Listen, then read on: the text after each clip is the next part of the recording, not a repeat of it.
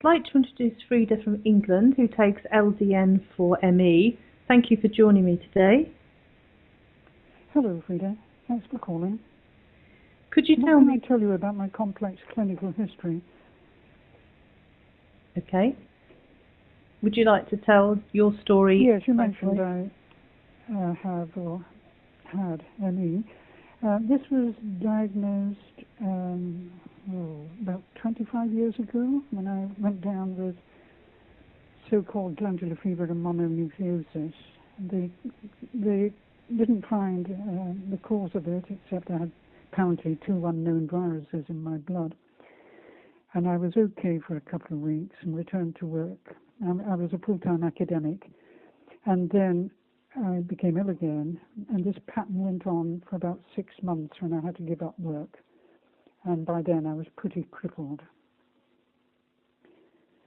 On reflection now, several years later, and the wisdom of several years later, I realized I had already, before I went down with the glandular fever, some symptoms of what I would describe as immune dysfunction, such as irritable bowel problems and psoriasis. Even at one stage having some psoriatic arthropy diagnosed, which then magically disappeared without treatment. I also, before I went down with the ME, several years before, had a lesion on my foot, very bad, and I think it might have been a Lyme's tick, but I'll come on to that in a moment. I also had childhood migraines. They may or may not have been related to the fact that I had a head injury as a child. And my health has fluctuated a lot since the glandular fever, and I was unable to work full time. When I could, I eventually got back to working part time. I'm inclined to say on reflection it's a picture of chronic infection and probably chemical sensitivity with these fluctuating symptoms of fatigue and migraine and feeling flu-like and rather toxic. Anyway, eventually chronic Lyme's disease was diagnosed in a rather unofficial way using live blood analysis, if you're familiar with it. And former blood tests didn't show that, but a blood test did show I had Babesia, which is a co-infection which goes along with the Lyme's tick. And I think that earlier foot lesion that I mentioned was actually probably when I was first bitten by Lyme's tick.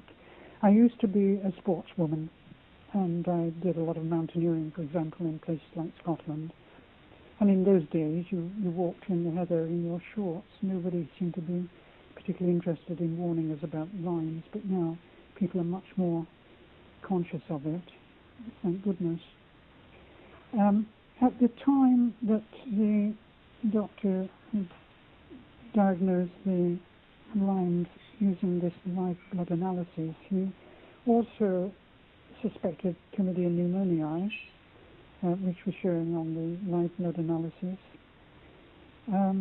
A blood test came back as ambivalent, and I said, shall I have it done? And the doctor said, no. My patients, when they show this, their blood test usually comes back positive.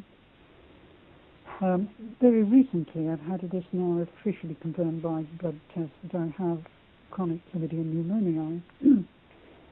So I think it's a picture of chronic infection, as I said. These stealth-like pathogens, they go under glorious names like intracellular, obligate, cell wall deficient bacteria, and so on. Perhaps some opportunistic viruses, and I suspect also a possible genetic and even possible familial connection. In respect to the latter, my mother had severe rheumatoid arthritis, for example. Perhaps we'll have a chance to just talk a little bit about the genetics in a moment. You probably want to know when I was prescribed low-dose Naltrexone, and I was prescribed by the doctor who diagnosed the lines using the live blood analysis in about mid-2009, so it's about 3 years ago.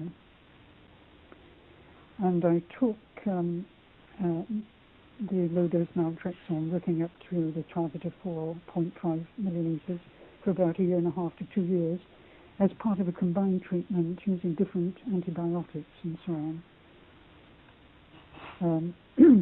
The doctor concerned had several patients he claimed were benefiting from the low-dose naltrexone. And indeed, I got much better, and I stopped all these treatments. Whether this was unwise and premature, I don't know, but I suspect it probably was.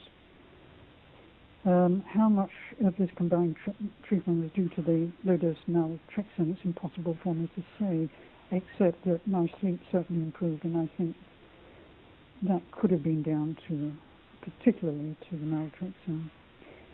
Anyway, the 2 last winters I had 2 bad winters with recurrent chest infections, feeling flu-like, and I also had an infected cyst on the chest wall, which was analysed and came back as mixed anaerobic bacteria. And so at that point I started to get quite a bad relapse.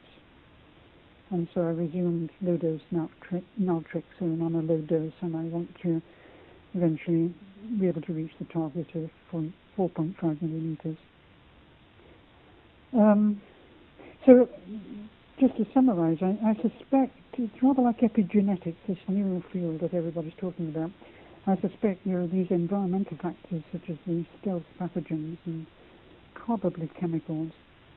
I suspect genetic susceptibility with a particular reference to the immune system, and possibly a family connection. So, for example, I mentioned my mother's rheumatoid arthritis. How about that for a summary of my clinical history? That's fine. Thank you very much. Oh, and what I should... And would you recommend LDN to other patients suffering with ME? Well, now I've got to grips with the underlying theory and the increasing scientific evidence for it, for naltrexone, low-dose naltrexone for autoimmune diseases. And now I've read and heard a number of your testimonies on your website. I would certainly recommend it to those I think who are struggling with similar kinds of health problems. And especially given that conventional medicine, in my experience, and the National Health Service here in Britain offers very little to help people with autoimmune problems. I have paid for all my, should we say, alternative treatments, and generally not been successful with GPs when talking about any. My latest one, for example, has said that that's research, until it's whatever ratified by NICE, the clinical excellence people, the authorities, Big Brother, if you like, then it won't get prescribed by my GP. To be fair, I haven't actually asked for low-dose naltrexone from my current GP. I felt actually too discouraged to go any further, having talked about Lyme's with him, chronic Lyme's disease. As you know, it's not recognised officially by mainstream medicine in this country as an authentic condition. Maybe I should tackle him again. Does that help? Yes, thank you.